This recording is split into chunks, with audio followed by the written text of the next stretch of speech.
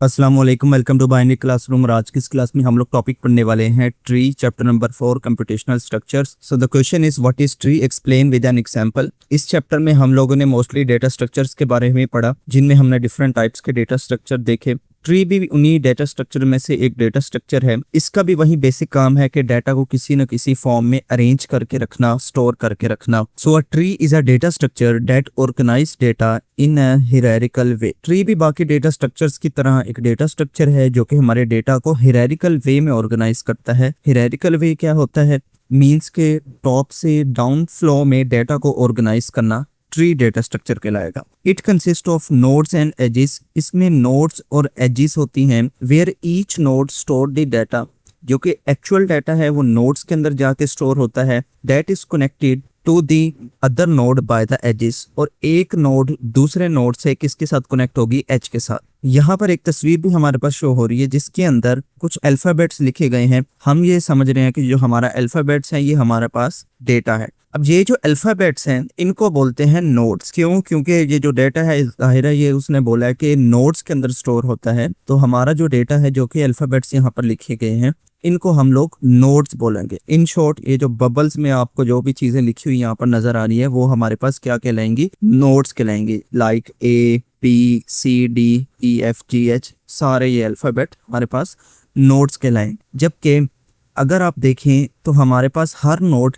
एक लाइन के साथ कनेक्ट है दूसरे नोड के साथ। जिस तरह ए और बी के दरमियान देखें एक लाइन है, ए और सी के दरमियान देखें ये लाइन है, ए और डी के दरमियान देखें ये लाइन हमें नजर आ रही है। सिमिलरली डी से जी की तरफ देखें तो ये लाइन है, एफ से के की तरफ देखें तो ये लाइन है। तो मोस्टली नोड्स एक दूसरे के साथ कनेक्टेड हैं किसी न किसी लाइंस के जरिए। ये जो लाइंस हैं इन लाइंस को क्या बोलते हैं? एजेस बोलते हैं। सो लास्ट लाइन दोबारा रीड करें। Where each node store the data, हर नोड के अंदर डाटा स्टोर होता है। And is connected to other node, और ये वाली नोड दूसरी नोड से कनेक्ट होगी किसके जरिए? बाय द एजेस, एजेस के जरिए। और दूसरा अगर देखें तो हायरार्किकल वे भी हमें यहाँ पर समझ आ रहा है कि टॉप से डाउन अप्रोच को फॉलो करता हुआ हमारा डाटा ऑर्गेनाइज किया जा रहा है, तो इसलिए इसको ट्री बोलेंगे। नेक्स्ट क्वेश्चन ट्री के ही टॉपिक से है। Describe the properties and applications of tree. Properties भी बतानी है ट्री की और एप्लीकेशंस भी बतानी है ट्री की। सबसे पहले प्रॉपर्टीज पढ़ लेते हैं। प्रॉपर्टीज में हमारे पास पहली प्रॉपर्टी है root node. The root is the top most node in the tree. Tree का जो सबसे टॉप वाला एलिमेंट होता है उसको क्या बोलते हैं? रूट नोड बोलते हैं। It act as the entry point to the entire structure. Tree के मुकम्मल स्ट्रक्चर का जो एंट्री पॉइंट होगा, जो स्टार्टिंग पॉइंट होगा, वो कौन सा नोड होगा? रूट नोड होगा। यहाँ इमेज में भी देखें तो हमने पढ़ा था कि जो हमारे पास ये जो बबल्स हैं ये क्या है? नोड्स हैं, जबकि जो लाइंस है वो एजेस हैं। तो ये जो नोड्स है इसका जो पहला वाला यानी कि सबसे जो टॉप पे नोड होगा उसका नाम क्या है? रूट नोड है, जो कि हमारे पास ये वाला नोड है। इसको हम लोग रूट नोड बोलेंगे। बाकी जो होंगे उनको चाइल्ड नोड बोलते हैं, और जो सबसे लास्ट वाले होते हैं उनको लीफ नोड बोला जाता है। So the root node is the top most node in the tree. Second number पे प्रॉपर्टी है edges and nodes. Nodes are the individual elements in the tree. Tree के अंदर जो इंडिविजुअल एलिमेंट्स हैं वो नोड्स कहलाएंगे जिनके अंदर डाटा स्टोर होगा। The nodes are connected by the lines called edges. जबकि वो जो नोड्स है जिन लाइंस के साथ कनेक्ट होंगे उनको एजेस बोलेंगे। A node without any child node is called leaf node. और कहता है कि ऐसा नोड जिसका कोई चाइल्ड नोड ना हो वो लीफ नोड कहलाएगा। जिस तरह से दोबारा से ट्री की इमेज को देखें, जो टॉप नोड है उसको क्या बोलते हैं? रूट नोड बोलते हैं। रूट नोड के बाद जितने भी नोड्स आते हैं उनको चाइल्ड नोड बोलते हैं। लाइक ये वाला जो नोड है इसको भी चाइल्ड नोड बोलेंगे, इसको भी चाइल्ड नोड बोलेंगे, इसको भी, और यहाँ पर ये जो दो हैं इनको भी चाइल्ड नोड बोलेंगे। जबकि जो लास्ट वाले बिल्कुल एलिमेंट्स हैं, जो नोड्स हैं, उनके नीचे कोई भी चाइल्ड नोड नहीं है। तो ऐसा नोड जिसका कोई भी चाइल्ड नोड ना हो उसको क्या बोलेंगे? Leaf nodes. ठीक है, तो जो ये लास्ट वाले आपको जितने भी एलिमेंट्स यहाँ पर नजर आ रहे हैं इनको लीफ नोड्स बोलेंगे। यहाँ पर भी देखें यही लिखा गया है कि हर नोड एजेस के साथ एक तो कनेक्ट होगा, और ऐसा नोड जिसका कोई भी चाइल्ड नोड नहीं है उसको क्या बोलते हैं? लीफ नोड बोलते हैं। थर्ड नंबर प्रॉपर्टी है हाइट। ट्री की हाइट भी एक चीज होती है। हाइट क्या मतलब? कि कितना लंबा ट्री स्ट्रेच हुआ है उसको हाइट बोलेंगे। So the height of the tree is the longest path from the root node down to the deepest leaf node. Root node से सबसे आखिर वाले लीफ नोड तक जितना भी डिस्टेंस बनता होगा उसको हाइट बोलते हैं। इट इंडिकेट्स द हाइट और डेप्थ ऑफ द ट्री। उसी ट्री की हमारे पास इमेज यहाँ पर मौजूद है।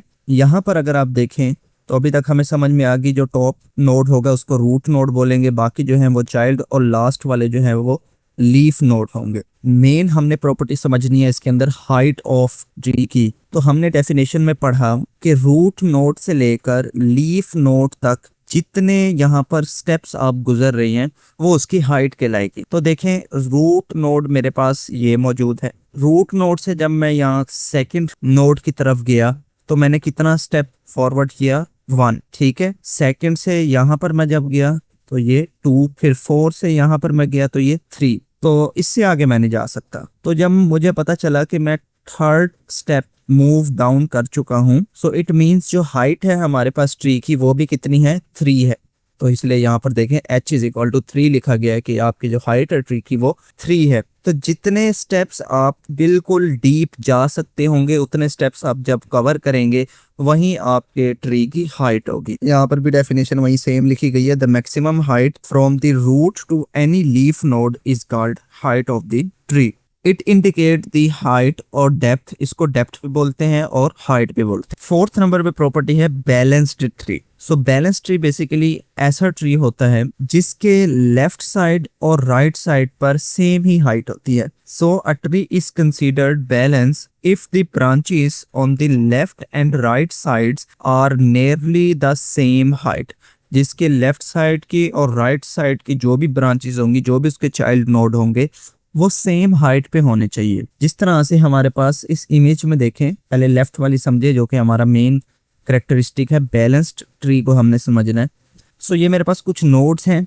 अगर मैं रूट नोड की तरफ देखूं तो रूट नोड से 2 में हमारे पास चाइल्ड नोड मौजूद हैं, एक 1 और एक 2। तो लेफ्ट साइड पे भी देखें मेरे पास एक नोड मौजूद है, राइट साइड पे भी मेरे पास एक नोड मौजूद है। इसका मतलब ये बैलेंस हो रहे हैं, ठीक है। सिमिलरली 2 का तो कोई आगे चाइल्ड है नहीं, लेकिन जो 1 है इसके आगे मजीद चाइल्ड हमें दिख रहे हैं। सो 1 से मजीद जब हम बॉटम पे गए तो हमें 2 और नोड्स मिले, 3 और 4। तो अगर आप गौर करें तो 1 के पास लेफ्ट और राइट पे एक एक नोड मौजूद है। तो यहाँ पर भी हमारे पास बैलेंस्ड की कंडीशन जो है वो ट्रू हो रही है। तो ऐसे ट्री को बोलते हैं बैलेंस्ड ट्री, ठीक है।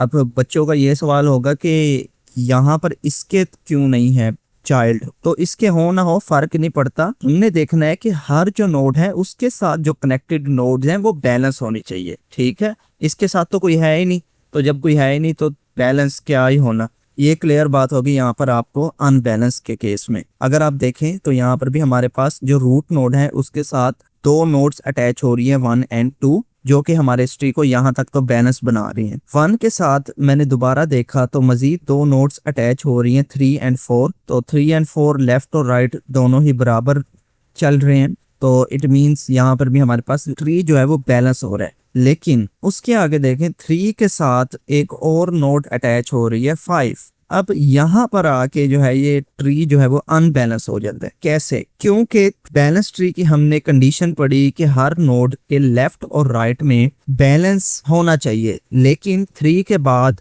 लेफ्ट साइड पे तो एलिमेंट अटैच हो रहा है लेकिन इसके राइट साइड पर कोई भी एलिमेंट अटैच नहीं हो रहा। तो जब राइट साइड पे कोई भी एलिमेंट इसके अटैच नहीं हो रहा, इट मींस ये अब अनबैलेंस हो गया। अगर 3 के साथ यहाँ पर भी कोई ना कोई एलिमेंट अटैच हो जाता है तब ये भी बैलेंस कहलाता है, ठीक है। लेकिन हमारी सिचुएशन में ये अब अनबैलेंस कहलाएगा। तो क्या चीज हमने ऑब्जर्व की बैलेंस ट्री और अनबैलेंस ट्री के अंदर कि हर नोड के जो चाइल्ड नोड होंगे उसके लेफ्ट और राइट में वेट जो है वो बराबर होना चाहिए, ठीक है। अगर लेफ्ट है राइट वाला नहीं है तब भी वो अनबैलेंस होगा, अगर राइट है लेफ्ट वाला नहीं है तो तब भी वो अनबैलेंस कहलाएगा। सो अगेन से एक दफा डेफिनेशन पढ़ते हैं। A tree is considered balance. एक ट्री को हम बैलेंस सिर्फ उसी कंडीशन में बोलेंगे if the branches on the left and right side are nearly the same height, जब उसकी लेफ्ट और राइट साइड वाली हाइट जो है वो सेम होगी। नेक्स्ट पढ़ते हैं एप्लीकेशंस ऑफ ट्री। ट्री कहाँ कहाँ इस्तेमाल होता है। सो नंबर 1 पे है फाइल सिस्टम। फाइल सिस्टम के अंदर ट्री इस्तेमाल होता है।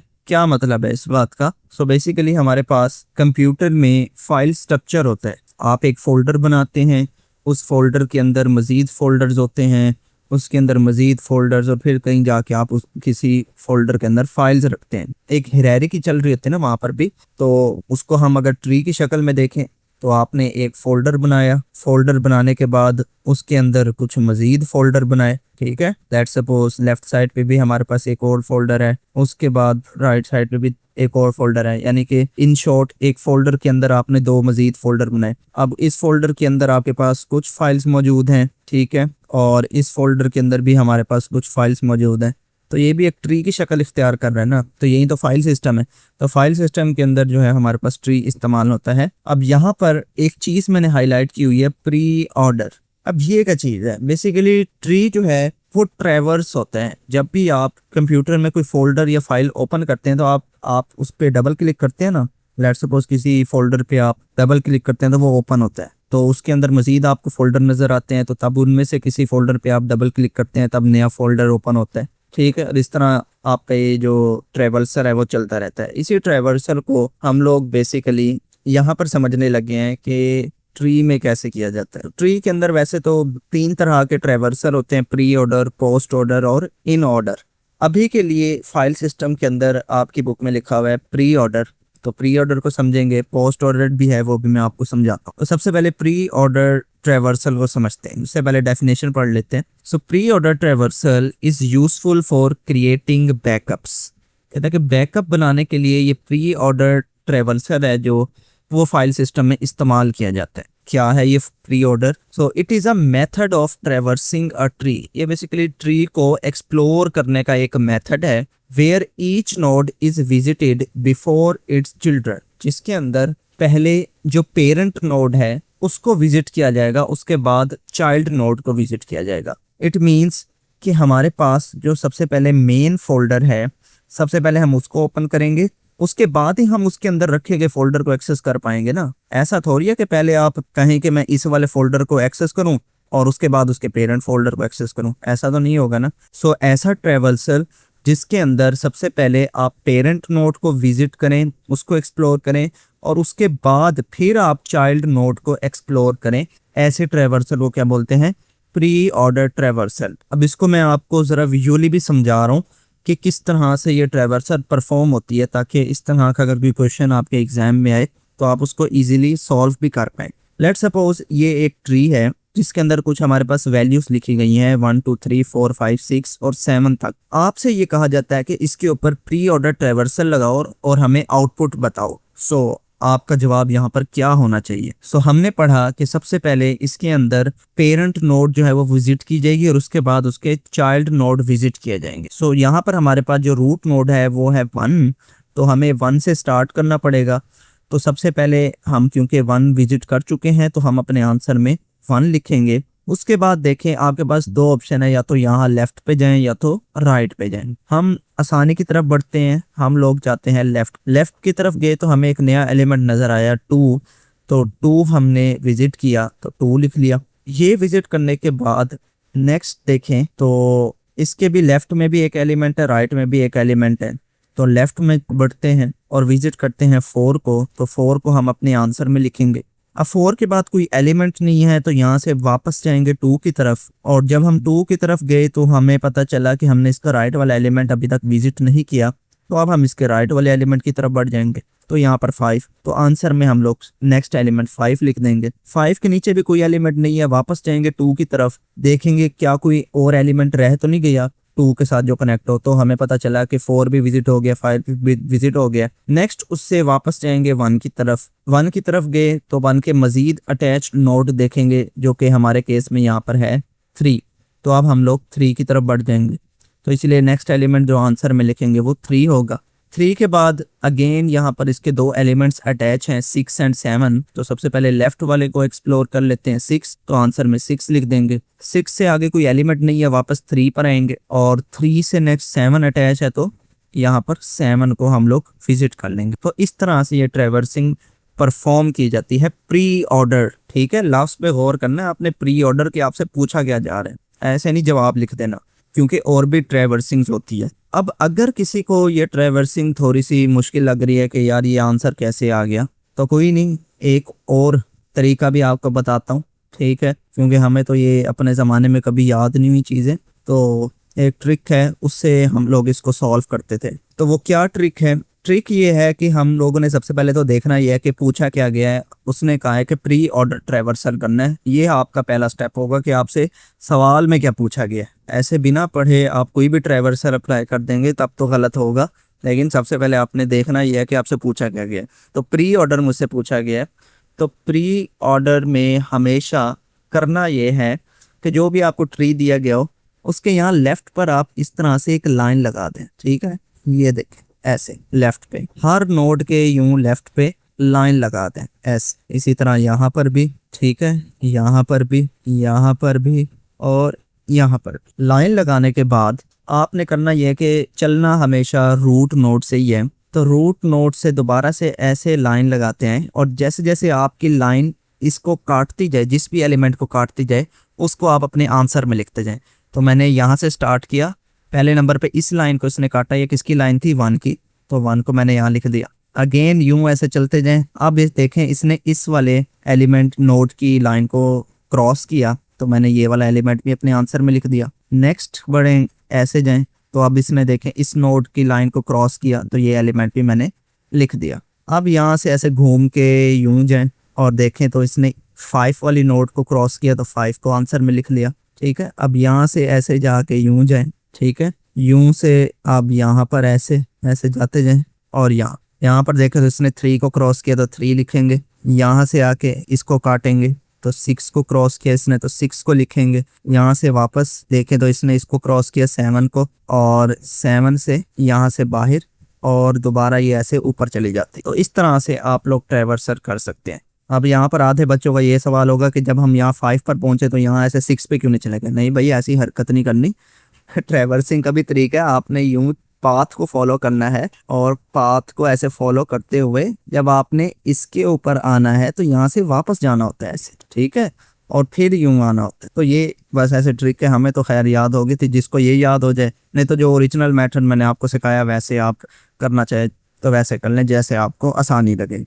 नेक्स्ट बढ़ते हैं सेकंड एप्लीकेशन की तरफ, जो कि है फाइल सिस्टम डिलीशन। अभी हमने फाइल सिस्टम पढ़ा, जिसके अंदर हमने देखा कि ट्रीज को जो है बैकअप क्रिएट करने के लिए इस्तेमाल किया जाता है, और अब पढ़ते हैं फाइल को डिलीट करने के। तो फाइल को जिस तरह क्रिएट करने के लिए भी ट्री डाटा स्ट्रक्चर इस्तेमाल होता है, फाइल को डिलीट करने के लिए भी ट्री डाटा स्ट्रक्चर इस्तेमाल होता है।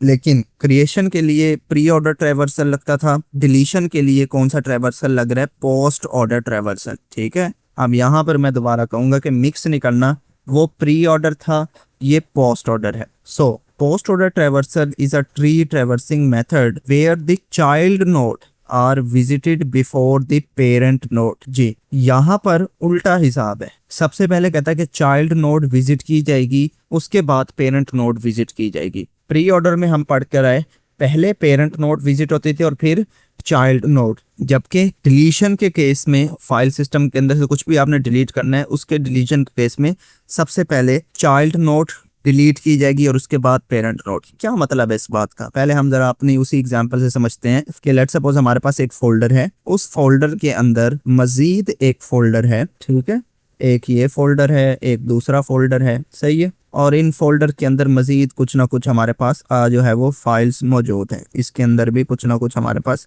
फाइल्स मौजूद हैं। अब डिलीशन के केस में ये होता है कि जो सबसे लास्ट में जो भी चीज़ पड़ी होती है, चाहे वो फाइल हो फोल्डर हो, वो सबसे पहले डिलीट करते हैं और फिर उसका जो पेरेंट वाला फोल्डर है वो डिलीट करते हैं। ठीक है, अब यहाँ तो कुछ बच्चे कहेंगे कि सर मैं तो ये वाला फोल्डर भी अगर डिलीट कर दूँ तो ऑटोमेटिकली उसकी फाइल भी अंदर पड़ी हुई डिलीट हो जाती है। तो होता है, वो तो आपको लग रहा है ना, उसके पीछे क्या साइंस चल रही है वो हम समझना चाह रहे हैं। तो उसके पीछे यही साइंस चलती है कि सबसे पहले वो फोल्डर नहीं डिलीट होता, उस फोल्डर के अंदर जो भी डाटा रखा होता है वो डिलीट हो जाता है।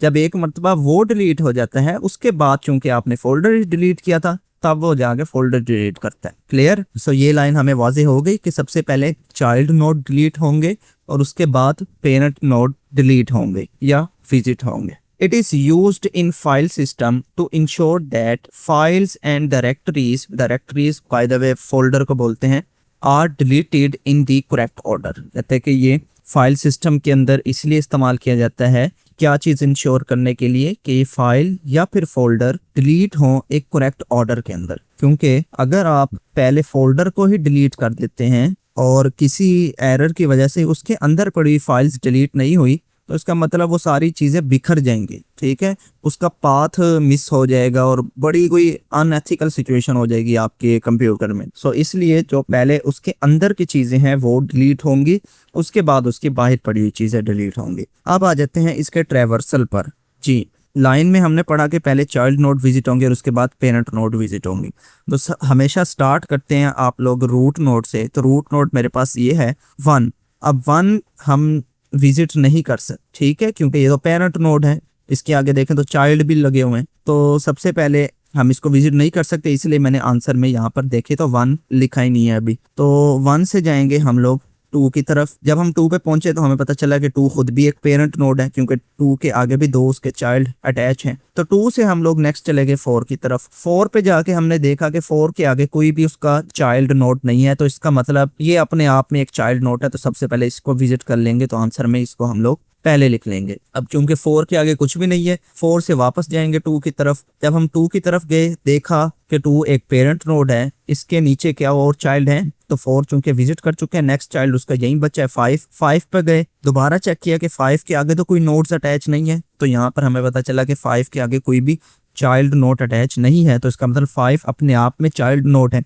तो 5 हमने विजिट कर लिया, 5 आंसर में लिख लेंगे। 5 के आगे क्योंकि कुछ भी अटैच नहीं है, 5 से वापस 2 पर आएंगे। 5 से जब हम वापस 2 पर आए तो हमें पता चला कि इसके सारे चाइल्ड तो अब विजिट हो चुके हैं। तो जब सारे चाइल्ड विजिट हो जाएं तो फिर कौन सा नोड रहता है, डेफिनेशन में देखें पेरेंट नोड। तो अब हम पेरेंट नोड को विजिट करेंगे, तो आंसर में 2 देखें लिख लेंगे। 2 से वापस जाएंगे 1 की तरफ। 1 का अभी भी एक चाइल्ड नोड अनविजिटेड है, तो उसकी तरफ बढ़ेंगे जो कि है 3। जब हम 3 की तरफ गए तो ये भी अपने आप में पेरेंट नोड था, उसके जो चाइल्ड नोड थे उनकी तरफ गए, तो हम सबसे पहले 6 की तरफ बढ़े।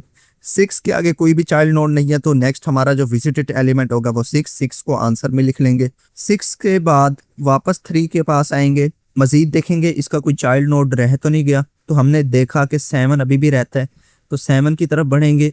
7 के आगे कोई भी चाइल्ड नोड नहीं है, तो अब 7 को एज अ विजिटेड मार्क कर लेंगे। 7 विजिट करने के बाद वापस 3 के पास जाएंगे, क्योंकि इसके दोनों चाइल्ड विजिट हो चुके हैं, तो अब पेरेंट की बारी आएगी, तो 3 विजिट की लिस्ट में आ जाएगा, तो 3 को भी आंसर में लिख लें। 3 के बाद वापस जाएंगे 1 की तरफ, देखेंगे कि 1 के सारे चाइल्ड नोड एक्सप्लोर हो गए हैं, यस हो गए हैं, तो इसका मतलब अब पेरेंट की बारी आई, तो 1 हमारे पास यहाँ पर लास्ट में आंसर के आ जाएगा। तो इस तरह से पोस्ट ऑर्डर ट्रैवर्सल की जाती है।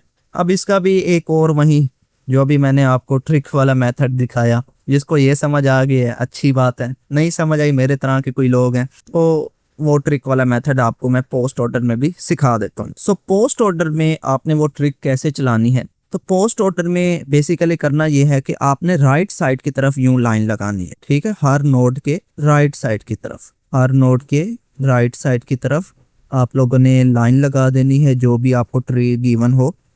उसके बाद चलना आपने हमेशा रूट नोड से है, ये याद रखना, चाहे वो प्री ऑर्डर हो चाहे वो पोस्ट ऑर्डर हो, चलना आपने रूट नोड की तरफ से है और चलना भी हमेशा यूं लेफ्ट ही है, ठीक है। तो यहाँ पर देखें तो अभी तक कोई भी लाइन क्रॉस नहीं हुई, बढ़ते जाएंगे, यहाँ से खत्म हो गए एलिमेंट, वापस आएंगे तो देखें यहाँ पर पहला एलिमेंट क्रॉस हुआ है जो कि 4, तो 4 को हम लोग रिजल्ट में लिख लें। नेक्स्ट बढ़ेंगे उसी पाथ को फॉलो करते हुए, वैसे ही चलते जाएंगे, यहाँ से ये लाइन क्रॉस हुई तो 5 को भी लिख लेंगे।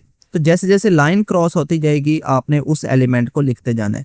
यहाँ से चलते गए तो यहाँ पर देखें ये लाइन क्रॉस हुई, और सॉरी वो ऊपर तक चली गई लाइन, खैर ये लाइन क्रॉस हुई तो हम लोग 2 को भी लिख लेंगे। सो यहाँ से दोबारा बढ़ेंगे अपने पाथ को, कंटिन्यू करते हुए अपने पाथ की तरफ चलते जाएंगे, चलते जाएंगे, चलते जाएंगे, चलते जाएंगे, और यहाँ से देखें तो ये वाली लाइन क्रॉस हुई तो 6 को लिख देंगे। अगेन दोबारा से चलते जाएंगे पाथ को फॉलो करते हुए, यहाँ से 7 को क्रॉस किया हमने तो 7 को लिख लेंगे रिजल्ट में। दोबारा से अपने पाथ को फॉलो करते रहेंगे तो यहाँ से 3 को क्रॉस किया तो 3 को लिख लेंगे। 3 को क्रॉस करने के बाद हम लोग दोबारा से पाथ को फॉलो किया और 1 को यहाँ पर इंटरसेप्ट किया तो 1 को लिख लेंगे। तो इस तरह से पोस्ट ऑर्डर जो है वो ट्रैवर्सल की जाती है। दोनों ही मेथड आपको मैंने बता दी। थर्ड नंबर पर है हिरारिकल डेटा रिप्रेजेंटेशन। हिरारिकल का मतलब मैं आपको समझा चुका हूँ कि टॉप डाउन अप्रोच जिसमें भी फॉलो की जाती है वो हिरारिकल है। तो क्योंकि ट्री के अंदर हमने देखा कि इस तरह से नोड्स की शक्ल में हमारे पास डाटा जो है वो स्ट्रक्चर किया जाता है और वो टॉप डाउन अप्रोच को फॉलो करता है, तो इसलिए इसको हिरारिकल डाटा रिप्रेजेंटेशन कहेंगे। तो जहाँ पर भी आपने हिरारिकी में डाटा को रिप्रेजेंट करना हो वहाँ पर आप लोग ट्रीज को इस्तेमाल करेंगे।